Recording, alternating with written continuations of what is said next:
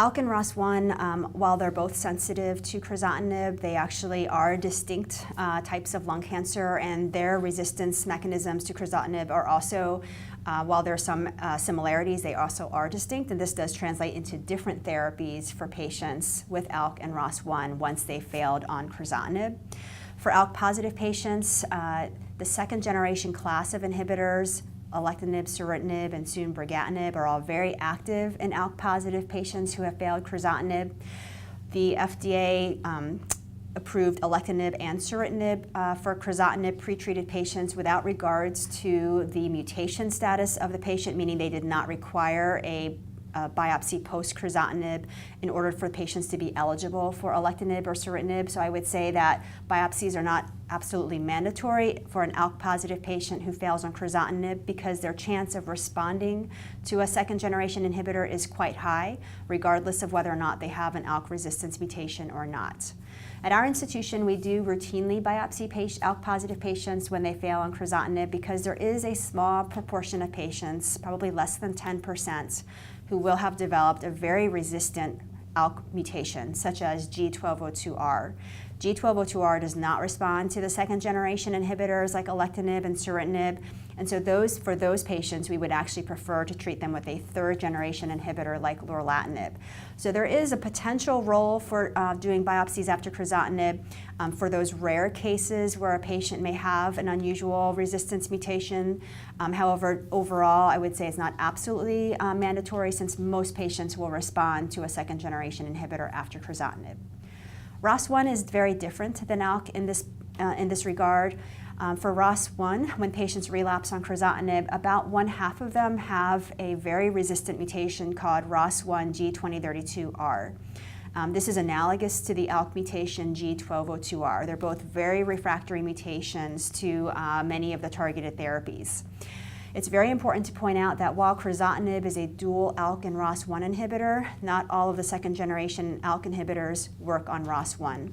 And in particular, alectinib, which we use all the time for ALK-positive patients who have relapsed on crizotinib, and even for crizotinib-naive patients, alectinib is not a ROS1 inhibitor, so it should definitely not be considered an option for a ROS1 patient who has failed on crizotinib. Even drugs like ceritinib and brigatinib, while they have some ROS1 activity, they cannot overcome the most common ROS1 G2032R mutation, and we've seen very little activity with these second-generation ALK inhibitors for ROS1. So ROS1 is a bit unique in this way, and there are studies now exploring new next-generation ROS1 inhibitors for patients who have failed on crizotinib. So these include drugs like lorlatinib, which is a dual ALK-ROS inhibitor. Old drugs like cabozantinib are being repurposed potentially for ROS1. And a few other new experimental therapies for ROS1. So ROS1 has to be considered very much a different disease than ALK when patients relapse on crizotinib.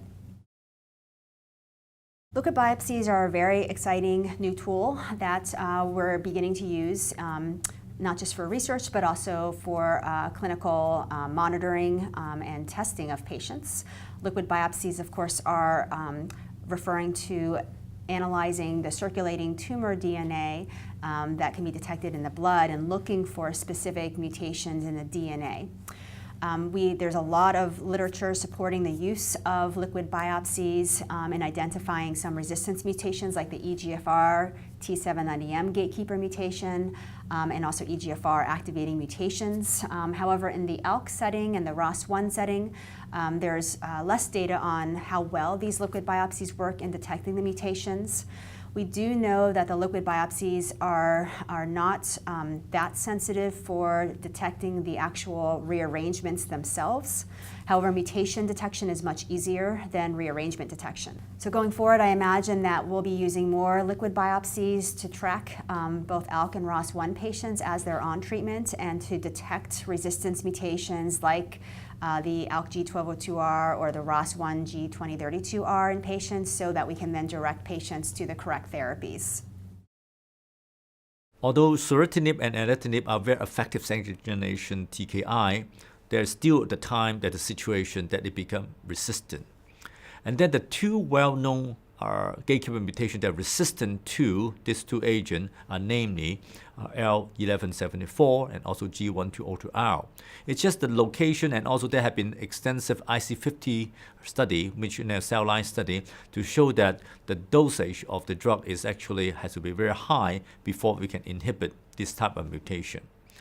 So we have to find a new solution, and so it comes the third generation, namely the neratinib, which have been studied at both preclinically and also occasional case report to be able to inhibit the patient with the G1202R gatekeeper mutation. We recently published a large series of patients who had undergone repeat biopsies after failing on crizotinib or a next-generation inhibitor like alectinib, ceritinib, or brigatinib. And it was very interesting because depending on the ALK inhibitor, different resistance mutations and resistance mechanisms would emerge. So for example, with crizotinib, it's only a minority of patients who develop on-target ALK resistance mutations. It's about 20% of patients. However, in contrast with alectinib and ceritinib and brigatinib, we see that about 1/2 of patients, so 50% or more of patients, now have on-target ALK mutations. And this likely reflects the greater potency of these second-generation inhibitors in shutting down ALK. So for alectinib in particular, what we've identified is that there are two very common mutations that emerge in patients. One is the G1202R mutation, which is really refractory to second-generation inhibitors, but fortunately responsive to third-generation inhibitors like lorlatinib. Another very common mutation that we see emerging after alectinib treatment is I1171 mutations. And these have been reported by a number of groups in looking at patients who have failed on alectinib. These mutations are actually sensitive to ceritinib. So this would be an example where you may actually move a patient from one second-generation inhibitor, alectinib, to another second-generation inhibitor based on their mutation profile of their resistant biopsy. There are a number of other mutations that we've been seeing that emerge post-alectinib, post-ceritinib, or post-brigatinib, and our hope is that over time, as we gather more of this information, this will allow us to better tailor the selection of ALK inhibitors based on the underlying mutation.